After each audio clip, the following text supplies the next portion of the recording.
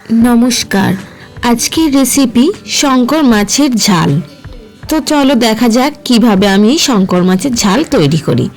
প্রথমে একটি পাত্রে আমি একটু গরম জল করে নেব। একটু উষ্ণ গরম জল করে শঙ্কর মাছের গুলিকে একটু ধুয়ে নেব। ধুয়ে তারপর তাকে নুন দিয়ে ভালো করে আমি রেখে দেব। 5 মিনিট রাখার পরে ভালো করে গরম জলটা দিয়ে ভালো করে নুন দিয়ে একটু 5 মিনিট রেখে দেব। 5 মিনিট রেখে দেওয়ার পরে খুব ভালো করে ধুয়ে পরিষ্কার করে নিতে হবে। তাতে আমি দেখো টমেটো, পেঁয়াজ, আদা, রসুন আর কাঁচা লঙ্কা কুচি, কিছু গুঁড়ো মশলা, নুন, হলুদ, জিরে গুঁড়ো, ধনে গুঁড়ো, লঙ্কা গুঁড়ো আর ধনে পাতা। শঙ্কর মাছগুলোকে আমি খুব ভালো করে ধুয়ে নেব। 2-3 বার জল ছড়িয়ে আমি খুব ভালো করে ধুয়ে নেব। মনে রাখবেন একটু উষ্ণ গরম জল দিয়েই এগুলোকে ধোবেন।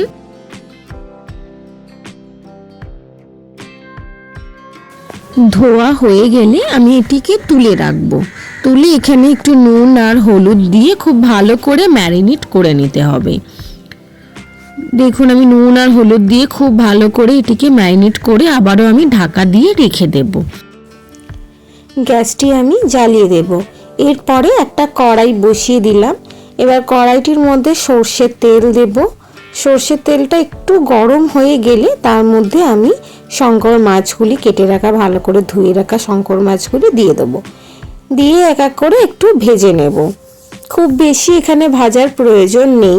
শঙ্কর মাছগুলি খুব বেশি ভাজার দরকার পড়ে না, একটু হালকা ভেজে নিলেই হবে। ভাজা হয়ে গেছে, আমি তুলে রাখবো।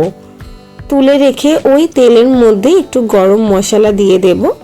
তাতে পেঁয়াজ কুচি দিয়ে ভালো করে পেঁয়াজটিকে একটু সিদ্ধ হওয়া অবধি, ভাজা ভাজা হওয়া অবধি ভাজতে থাক।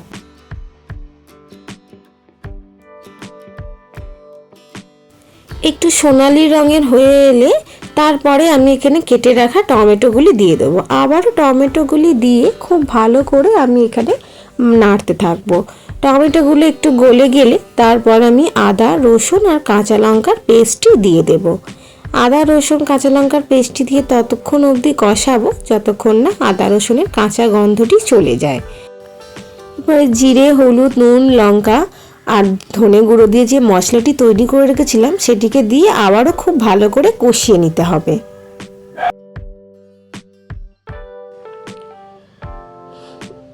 ততক্ষণ অবধি কষাবো যতক্ষণ না মশলার গা থেকে তেল ছেড়ে দিচ্ছে। মশলাটিকে খুব ভালো করে কষাতে হবে যাতে মশলার কোনো রকম কাঁচা গন্ধ না থাকে।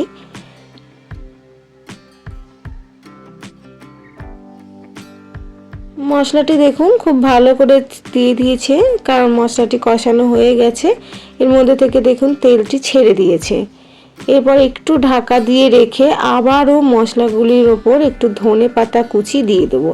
আমি সবার শেষে ধনে পাতা কুচিটা দিই না, তাতে তরকারির টেস্টটা একটু হলেও মনে হয় অন্যরকম লাগে। আপনারা যেরকম পছন্দ হবে সেই অনুযায়ী করবেন। ধনে পাতাটাই আমি দিয়ে আবারও ভালো করে একটু নাড়াচাড়া করে পরিমাণ মতন গরম জল দিয়ে দিলাম। একটু গরম জল দিয়েই রান্না করার চেষ্টা করবেন, তাতে খুব ভালো লাগবে। এবার ভেজে রাখা শঙ্কর মাছগুলিকে আমি দিয়ে দিলাম। দিয়ে বেশ ভালো করে ফোটাতে হবে। দেখুন আমার এখানে শঙ্কর মাছের রেসিপি একদম তৈরি হয়ে গেছে। গ্রেভিটা আমি একটু ঘন ঘনই রাখবো, আপনারা চাইলে যেরকম ইচ্ছা মতো করতে পারেন। আমার রান্নাটি ভালো লাগলে একটা লাইক আর সাবস্ক্রাইব করে দিও। কমেন্ট করে জানিও তোমাদের কেমন লাগলো। খেয়ে দেখবেন, খুবই সুস্বাদু এবং দারুণ স্বাদের একটি রেসিপি। ভাত দিয়ে তো খুবই জমে যায়। রাতের ডিনার বা লাঞ্চ যে কোনো সময় খুব ভালো লাগবে। ভালো লাগলে পাশে থেকো। নমস্কার।